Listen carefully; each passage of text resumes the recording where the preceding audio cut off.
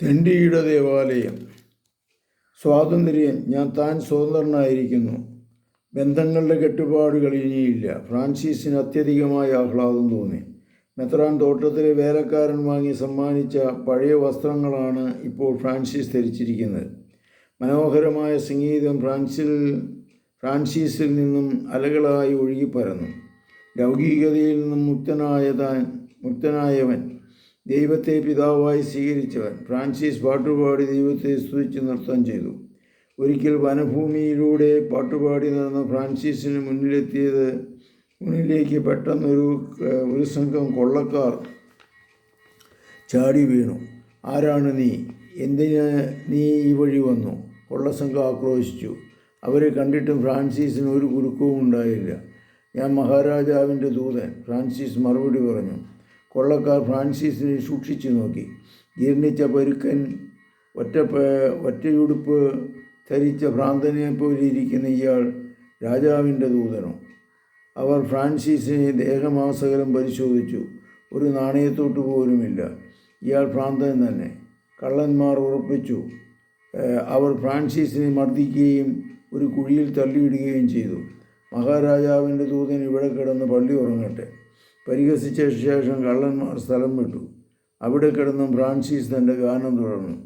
അവിടെ നിന്ന് രക്ഷപ്പെട്ട ഫ്രാൻസിസ് സാന്റാമിനിയോയിലേക്ക് തന്നെ മടങ്ങിപ്പോന്നു. ദേവാലയ പുനരുത്ഥാനത്തിനുള്ള ദൃഢനിശ്ചയത്തോടെ അനേകനാളത്തെ പ്രാർത്ഥനയിലൂടെ അദ്ദേഹത്തിൻ്റെ ആത്മാവ് ശക്തി പ്രാപിച്ചിരുന്നു. ഫ്രാൻസിസ് മടങ്ങി വന്നതോടെ പീറ്ററച്ചനും ഉത്സാഹമായി. അപ്പോഴും ഒരു പ്രശ്നം നിലനിൽക്കുന്നു. പള്ളിയുടെ ജീർണോദ്ധാരണത്തിന് ആവശ്യമായ പണവും സാധനസാമഗ്രിയും സംഘടിപ്പിക്കണം. ഇക്കാര്യം ഫ്രാൻസിസ് ഏറ്റു. അതിനായി അദ്ദേഹം തെരുവിലേക്ക് ഇറങ്ങി.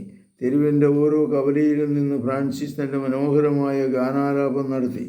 കേൾക്കാൻ ചുറ്റും കൂടിയവരോട് കല്ലും തടിയും നൽകാൻ അപേക്ഷിച്ചു. ഒരു നല്ല കാര്യത്തിനല്ലേ? ചിലർ സഹായിച്ചു. ഭ്രാന്തൻ എന്ന് ചിലർ പരിഹസിച്ചു. ദിവസങ്ങൾക്കുള്ളിൽ ധാരാളം കല്ലുകൾ പള്ളിമുറ്റത്തെത്തി. അവയെല്ലാം അവിടെ ചുമന്നെത്തിച്ചത് ഫ്രാൻസിസ് തന്നെയായിരുന്നു. ഫ്രാൻസിസിൻ്റെ സുഹൃത്തായ ക്ലാരയുടെ നിർബന്ധം സഹിക്കവയ്യാതെ അവളുടെ പിതാവ് ഒരു വണ്ടി നിറയെ കല്ലുകൾ കൊടുത്തയച്ചു. ഫ്രാൻസിസ് നേരിട്ട് ചെന്നപ്പോൾ പല വീട്ടുകാരും കല്ലും തടിയും നൽകാൻ തയ്യാറായി. ഇവയെല്ലാം ഉപയോഗിച്ച് ദേവാലയത്തിൻ്റെ നിർമ്മാണം പൂർത്തിയാക്കാം. ഫ്രാൻസിസ് കണക്കുകൂട്ടി. ഫ്രാൻസിസും സുഹൃത്തായ ലിയോയും ചേർന്നാണ് ദേവാലയത്തിൻ്റെ പണികൾ നടത്തിയത്. അവർക്ക് ആവശ്യമായ ഭക്ഷണം പീറ്ററച്ചൻ നൽകിപ്പോന്നു. ദേവാലയ നിർമ്മിതിക്ക് അച്ഛനോട് ഭക്ഷണം വാങ്ങിക്കുന്നത് ശരിയല്ല. അത് കൂലിയായി കണക്കാക്കപ്പെടും. ഒരു നാൾ ഫ്രാൻസിസിന് അങ്ങനെ തോന്നി. "ഇനി മുതൽ ഞങ്ങൾക്ക് ഭക്ഷണം വേണ്ട," ഫ്രാൻസിസ് അച്ഛനോട് പറഞ്ഞു. "പിന്നെ എങ്ങനെ ഭക്ഷണം കഴിക്കും? എങ്ങനെ ജീവിക്കും? എങ്ങനെ ജോലി ചെയ്യാൻ കഴിയും?" "അച്ഛൻ, ദരിദ്രർ ഭിക്ഷയാചിച്ചാണ് ജീവിക്കുന്നത്," ഫ്രാൻസിസ്. പിറ്റേന്ന് മുതൽ വിശ്രമ സമയത്ത് പിച്ചപാത്രവുമെടുത്ത് ഫ്രാൻസിസ് ഒരു തെരുവിലേക്ക് ഇറങ്ങി. പല വീടുകളിലും കയറിയിറങ്ങി. "ദൈവനാമത്തിൽ വല്ലതും തരണേ," ഫ്രാൻസിസ് യാചിക്കും. ചിലർ ആഹാര സാധനങ്ങൾ ഇട്ടുകൊടുക്കും. ഇങ്ങനെ ലഭിക്കുന്ന ആഹാരത്തിൽ ഫ്രാൻസിസ് അനിർവചനീയമായ സ്വാദ് കണ്ടെത്തി. നിറഞ്ഞ സംതൃപ്തിയോടെ അദ്ദേഹം ഭക്ഷണം കഴിച്ചു. പള്ളിയുടെ നിർമ്മാണ പ്രവർത്തനങ്ങൾ അദ്ദേഹം തുടർന്നുകൊണ്ടേയിരുന്നു.